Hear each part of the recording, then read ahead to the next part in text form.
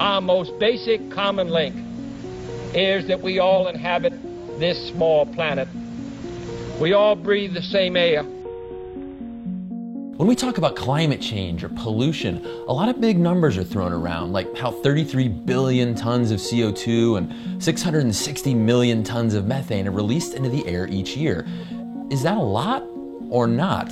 To answer that question, we need to ask a question. Just how big is the atmosphere? Imagine for a second that the Earth is a soccer ball. How big do you think the ball would be if the Earth's atmosphere were added? An inch bigger, a centimeter? No, just over 1 millimeter bigger. That's right, all the air up there, all the molecules that keep everything alive down here would occupy the same amount of space as a few sheets of newspaper wrapped around this ball. And if we gathered up all the air in the atmosphere and put it next to Earth, it would look like this. At first glance, it seems pretty clear that there isn't that much air up there. So was JFK right? Do we actually breathe the same air that he, Marilyn Monroe, Charles Darwin, or Genghis Khan did?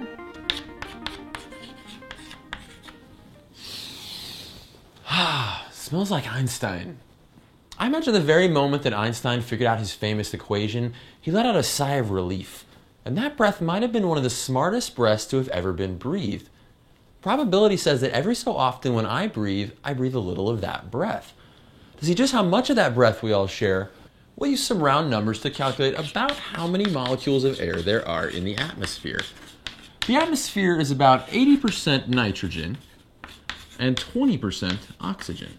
And scientists have worked out that the entire atmosphere weighs about 5 times 10 to the 21st grams. 1 mole, or 6 times 10 to the 23rd molecules of air, weighs about 28.8 grams, which tells us that the entire atmosphere has about 1 times 10 to the 44th molecules in it. Take a deep breath.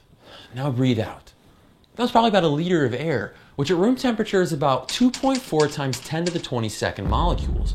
To get an idea of how many molecules that is, if each of those molecules were a grain of sand, then you'd be dead because your lungs would be full of sand. And the entire United States would be covered in sand 8 stories thick, just from the number of molecules in one breath. It also means there's enough molecules in one breath, so as long as the wind keeps blowing the atmosphere around, we've all probably breathed in one of Einstein's E equals mc squared molecules by now. At least according to probability. Given enough time, we will all share some small part of a breath. So JFK was right, we've all shared the same air. By applying a little science, we become acutely aware that our atmosphere, though seemingly enormous, is perilously thin and belongs to us all. Just as we've shared the air with great minds of the past, we'll share it with those who come after us as well. Let's take a little time to consider what we're filling it with.